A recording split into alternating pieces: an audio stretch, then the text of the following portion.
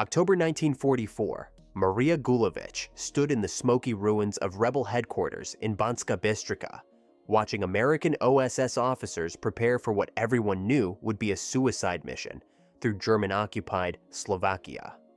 But when Lieutenant Holt Green asked her to guide his team through 150,000 German troops hunting them, she answered without hesitation, "Better to die on my feet than in a concentration camp," she would later explain, embodying the American spirit that German intelligence had never encountered in occupied territories.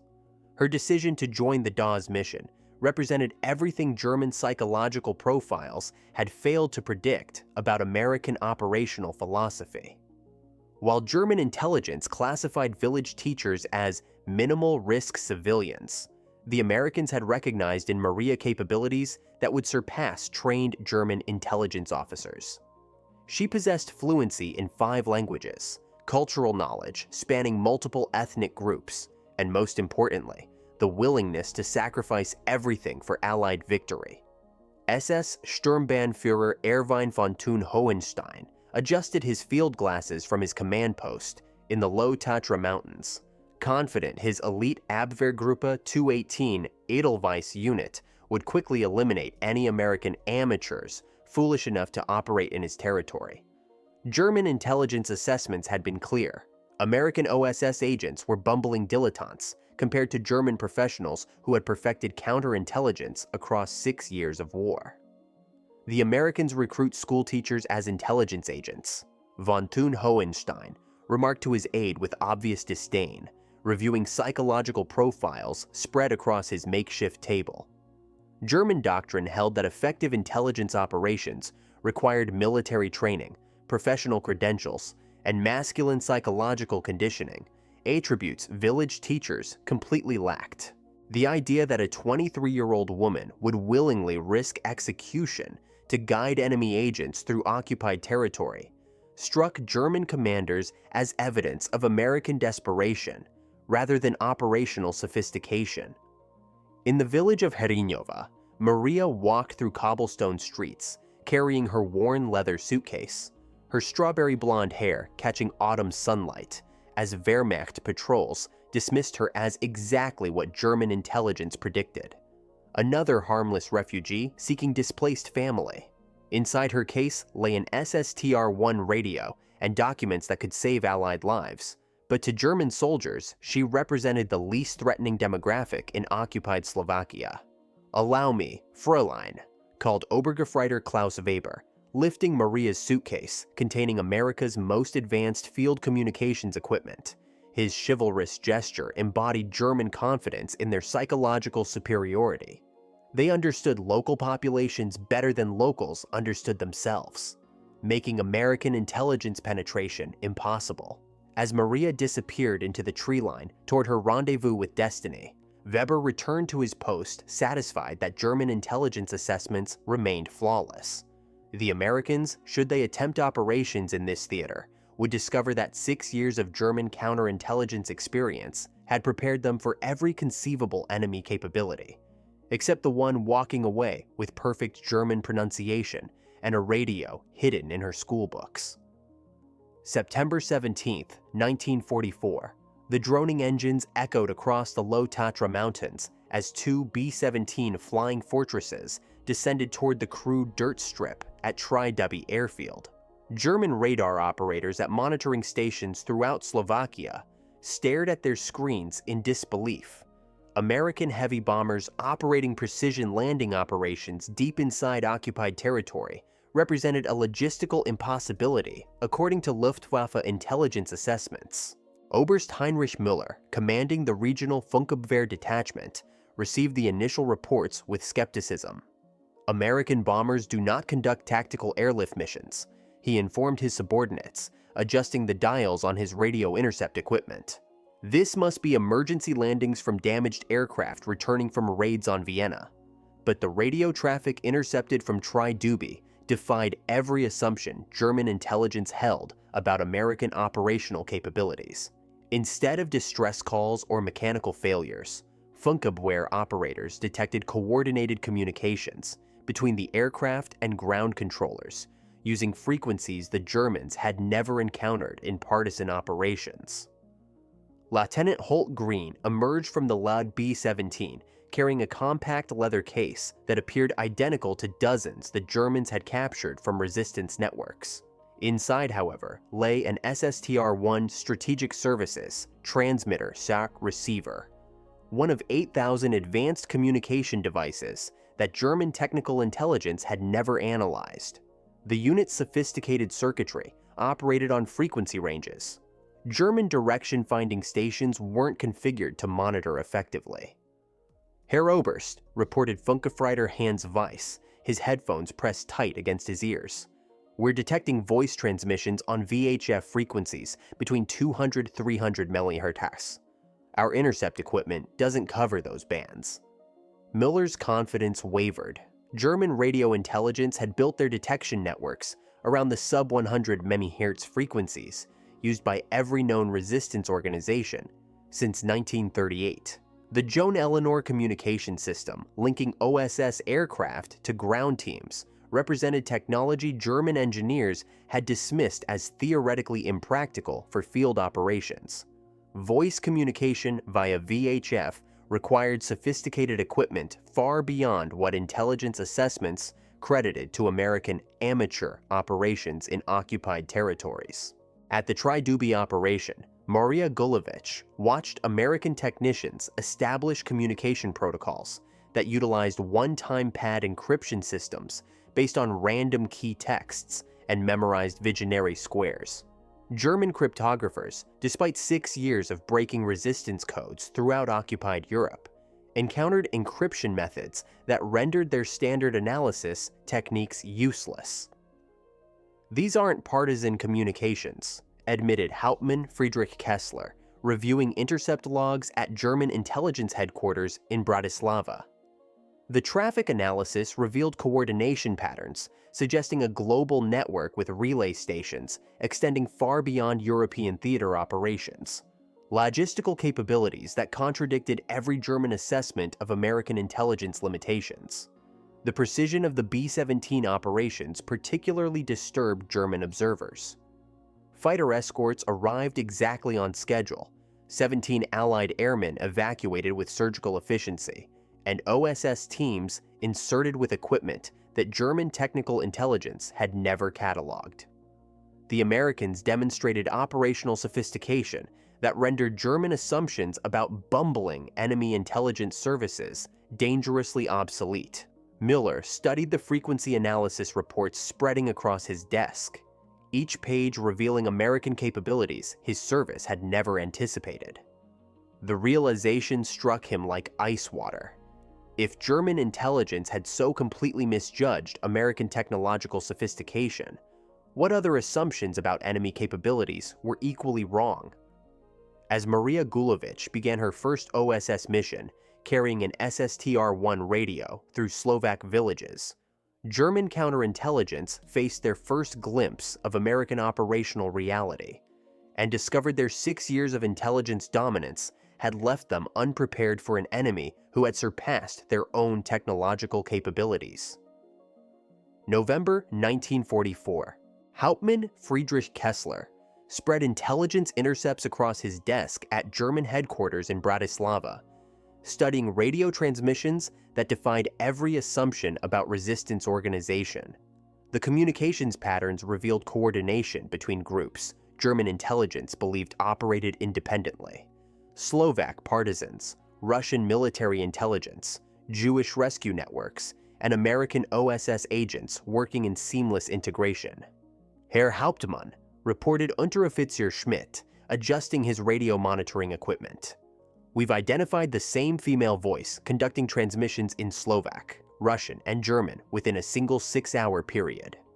The linguistic patterns suggest native fluency in all 3 languages. Kessler's jaw tightened.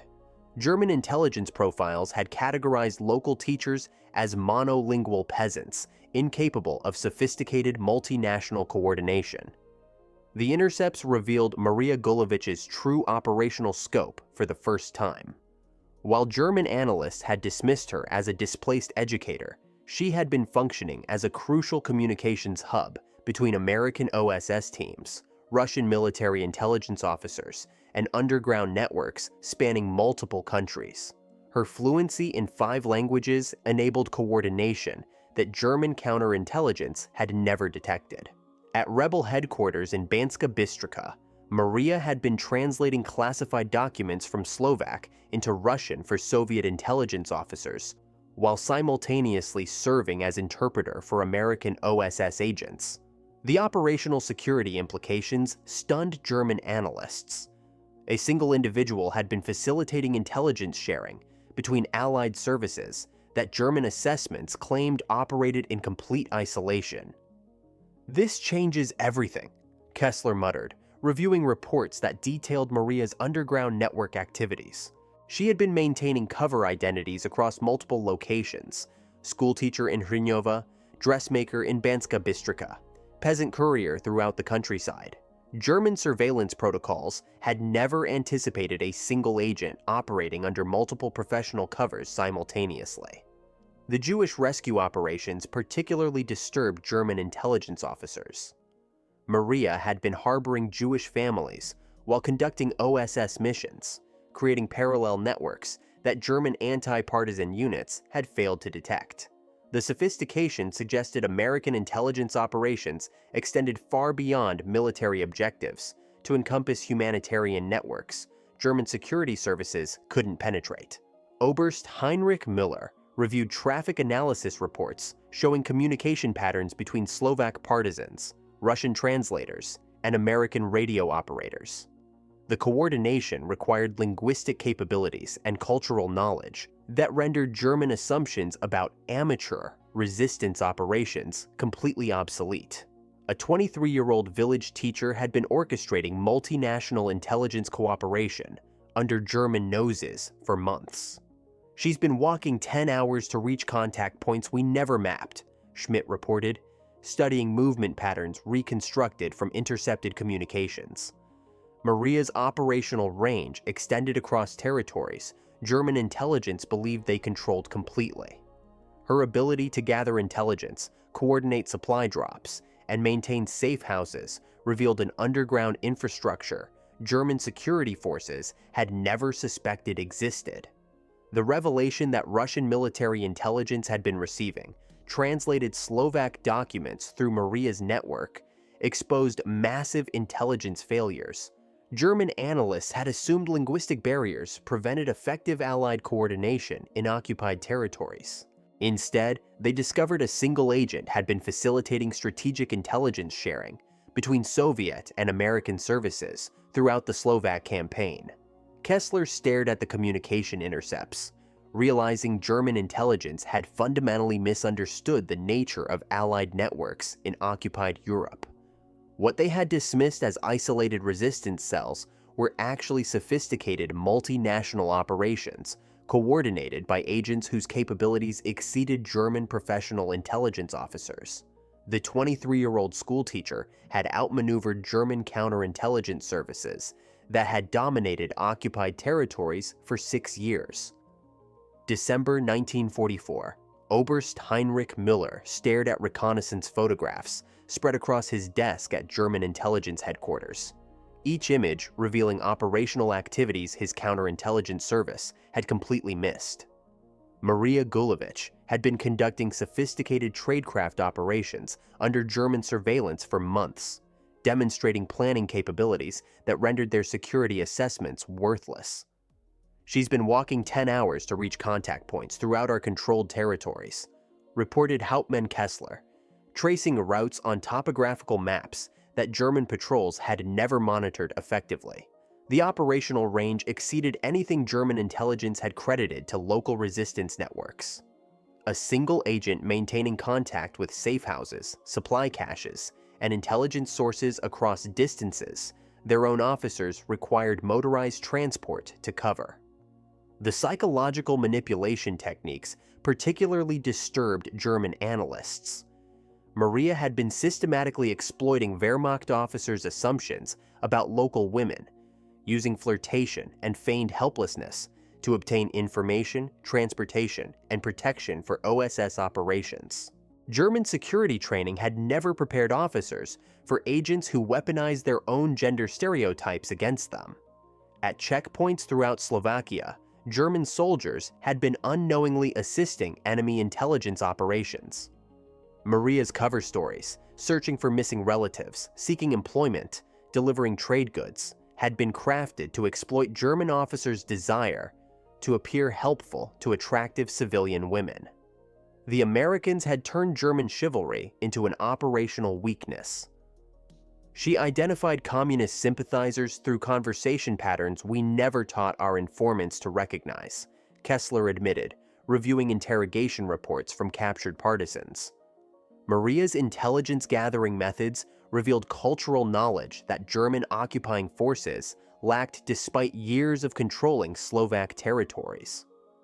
A village schoolteacher understood local political dynamics better than German intelligence professionals.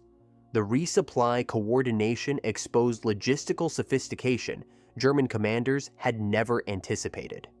Maria had been organizing food procurement, medical supplies, and shelter arrangements through civilian networks that German security sweeps had never detected. Her ability to obtain provisions while maintaining operational security demonstrated planning capabilities German officers attributed only to professional military units. The successful evacuation of 17 Allied airmen from Tri-Duby airfield represented operational coordination that German air defense had deemed impossible. Maria had helped facilitate precision timing between ground teams, aircraft operations, and security screening that surpassed German logistical capabilities in occupied territories. The Americans had conducted tactical airlift missions deep inside German-controlled airspace with assistance from a 23-year-old teacher. Miller studied after-action reports detailing Maria's escape and evasion techniques during the 9-week flight to Soviet lines. She had maintained operational security while suffering severe frostbite, refusing medical attention that would have exposed her to German capture, and continuing intelligence-gathering activities even while being hunted by elite Abwehrgruppe 218 units. Her operational discipline exceeded standards German intelligence expected from their own professional agents. The Americans trained someone we classified as a harmless civilian to conduct operations our own specialists would consider high risk, Kessler observed, reviewing Maria's complete operational profile. The realization struck German intelligence like a physical blow. American training capabilities had transformed a village schoolteacher into an intelligence operative whose tradecraft surpassed German professional standards. As reports continued arriving about Maria's sophisticated intelligence activities, German counterintelligence confronted a disturbing truth. Their 6 years of occupation experience had left them completely unprepared for American operational sophistication disguised as local civilians. The schoolteacher they had dismissed as harmless had been conducting intelligence operations that German professional services couldn't match. January 1945, Oberst Heinrich Müller studied procurement reports at German intelligence headquarters, confronting resource constraints that revealed the true scope of American industrial superiority. While German forces rationed radio batteries and delayed equipment repairs, due to parts shortages, intercepted OSS communications revealed logistical capabilities that defied German understanding of wartime resource allocation. Herr Oberst, reported Hauptmann Kessler, reviewing signals intelligence from the Slovak operations. American communications traffic indicates they're maintaining message centers in 25 major locations across 15 different countries simultaneously. Miller's jaw tightened. German intelligence struggled to maintain effective communications within occupied territories. Yet the Americans were coordinating global networks with operational sophistication German services couldn't match. The OSS communications infrastructure particularly stunned German analysts. While German field units waited weeks for replacement radio equipment, Americans had produced 8,000 SSTR-1 strategic services, transmitter, receiver units, specifically for intelligence operations. The production scale revealed industrial capacity German military procurement had never approached. America was manufacturing specialized intelligence equipment in quantities that exceeded total German radio production for all military branches. Traffic analysis revealed the true magnitude of American operational tempo. In April 1945 alone, OSS handled 60,500 messages, comprising 5,168,000 code groups. Communication volume that surpassed German intelligence traffic for entire regional commands. The Americans were conducting intelligence operations at industrial scale, while German services operated under severe resource limitations. The dedicated air support for Maria's missions exposed logistical priorities German commanders found incomprehensible. 2 B-17 flying fortresses with full fighter escort had been assigned to evacuate 17 Allied airmen and insert OSS teams. Resources German Air Command would reserve only for strategic bombing missions. The Americans treated single intelligence operations with logistical support. German forces couldn't provide for major military campaigns. Communication relay stations extending from Slovakia to base operations in Bari, Italy, demonstrated infrastructure development that German engineering corps couldn't replicate. The Americans had constructed global communications networks capable of maintaining contact with individual agents across occupied Europe, while German forces relied on increasingly unreliable field telephone systems. The resupply operations planned for Maria's group revealed American abundance that German quartermasters found shocking.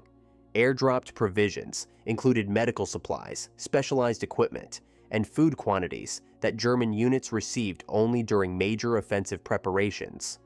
The Americans were supporting small intelligence teams with logistical resources German battalions rarely obtained.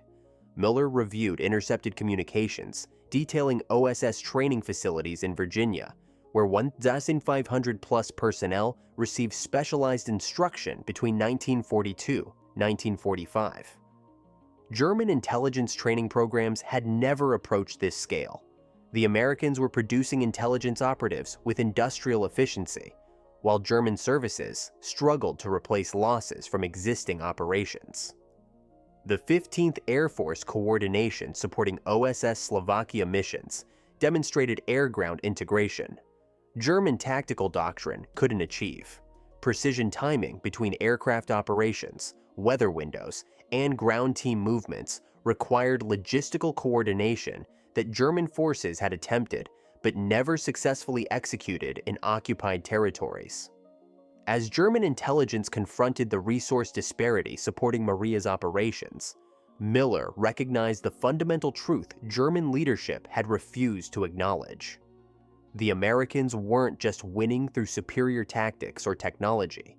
They had mobilized industrial capacity that rendered German resource constraints strategically irrelevant. A single OSS agent received logistical support that exceeded what German intelligence provided to entire regional operations.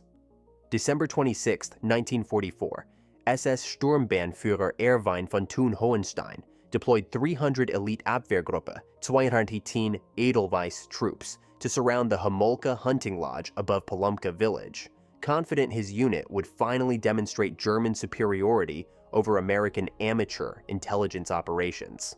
The massive force represented 12 times the manpower German tactical doctrine required for capturing small resistance groups.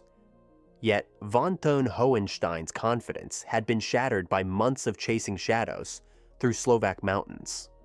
The coordinated raid netted 14 Americans and 3 British agents, but the psychological victory German commanders expected never materialized. As interrogation reports arrived at German intelligence headquarters, officers confronted a disturbing reality. The captured OSS agents displayed operational security training that exceeded German professional standards. Under torture, they revealed nothing about networks German counterintelligence had spent months trying to penetrate. "She escaped again," reported Hauptmann Kessler, his voice hollow as he studied tracking reports from the hunting lodge operation. Maria Gulovich had slipped through the largest anti-partisan deployment in Slovak theater history, taking with her 2 OSS officers and 2 British agents that German intelligence desperately needed for interrogation. The 23-year-old schoolteacher had outmaneuvered an elite unit trained specifically to hunt Allied agents. Von von Hohenstein stared at operational maps marked with red pins showing Maria's confirmed sightings, each one representing another failure of German intelligence capabilities. His Abwehrgruppe 218 unit had conducted 50 missions between September 1944 and April 1945, killing approximately 300 people and capturing 600-plus partisans, yet they couldn't apprehend a single village teacher who had been operating under their noses for months. The psychological impact on German officers deepened as reports arrived describing conditions in the Slovak mountains. Maria's group had passed 83 partisans frozen to death on Mount Jumbier, survived blizzards where wind blew so hard it turned people over, and continued evading capture despite suffering severe frostbite. German mountain warfare specialists had declared survival impossible under such conditions, yet the Americans persisted with a civilian guide leading them to safety. "Our entire assessment framework was wrong," admitted Oberst Heinrich Miller during an emergency staff meeting at German intelligence headquarters. The realization struck German officers like a physical blow. Their 6 years of counterintelligence dominance in occupied Europe had left them completely unprepared for American operational sophistication, disguised as local civilians. The 9-week escape period that followed the hunting lodge raid represented the complete breakdown of German psychological superiority. Elite Abwehrgruppe 218 units, trained specifically to prevent such evasions, found themselves outmaneuvered by a woman they had initially classified as harmless. Each day of Maria's successful evasion represented another blow to German professional confidence and operational doctrine. Intelligence assessments that had dismissed American OSS operations as bumbling amateur efforts crumbled under the weight of operational reality. German officers who had built careers on understanding enemy capabilities confronted the possibility that their fundamental assumptions about American intelligence had been catastrophically wrong from the beginning. As Maria reached Soviet lines on March 1, 1945, German intelligence services faced their darkest psychological moment of the war. The schoolteacher they had dismissed as a harmless civilian had successfully conducted intelligence operations that German professional services couldn't match, survived conditions German mountain specialists deemed impossible, and escaped the largest manhunt in Slovak theater history. The Americans had transformed a village teacher into an intelligence operative whose capabilities exceeded anything German counterintelligence had encountered in 6 years of occupation. March 1946. The parade grounds at West Point fell silent as Brigadier General William Wild Bill Donovan, director of the Office of Strategic Services, stepped forward to present the Bronze Star to Maria Gulovich, the first woman in military history to receive such honors during a cadet review. German intelligence officers, now prisoners of war awaiting denazification proceedings, watched newsreel footage of the ceremony with growing comprehension of their catastrophic misjudgment. The schoolteacher we dismissed as harmless has become a symbol of American intelligence superiority, admitted former SS Sturmbannführer Erwin von Thun-Hohenstein during Allied interrogation sessions. His elite Abwehrgruppe 218 Edelweiss unit, once considered the pinnacle of German counterintelligence capability, had been professionally humiliated by a 23-year-old village teacher whose operational achievements exceeded anything German services accomplished in 6 years of occupation. Alan Dulles, soon to become the first director of the Central Intelligence Agency, personally arranged Maria's United States citizenship in 1952. The gesture represented more than humanitarian kindness. It acknowledged that American intelligence had discovered capabilities in a Slovak peasant that German professional services never recognized in their own personnel. The woman German analysts had classified as minimal risk had outperformed trained intelligence officers from both sides of the conflict. Post-war analysis revealed the true scope of German intelligence failure. The OSS Slovakia operations despite resulting in what Germans called the greatest loss for the OSS in Dubby Toid, had demonstrated American capabilities that fundamentally changed intelligence doctrine for the emerging Cold War. Maria's survival and testimony provided crucial evidence that transformed how intelligence services evaluated human assets and operational potential. The psychological impact on German intelligence veterans proved lasting. Former Oberst Heinrich Müller, during post-war debriefing sessions, acknowledged that German services had fundamentally misunderstood American operational philosophy by focusing on credentials rather than capabilities. The Americans had transformed ordinary civilians into intelligence operatives whose tradecraft surpassed German professional standards, a lesson that revolutionized personnel recruitment throughout the Western intelligence community. Maria's post-war career as an American citizen working for the State Department represented the ultimate vindication of OSS training methods. The woman German intelligence had dismissed as a harmless village teacher became a Cold War intelligence asset whose language skills and operational experience proved invaluable in countering Soviet operations throughout Eastern Europe. Her transformation from Slovak schoolteacher to American intelligence professional embodied the industrial-scale human development that had given the United States decisive advantages in World War II. The strategic consequences extended far beyond individual recognition.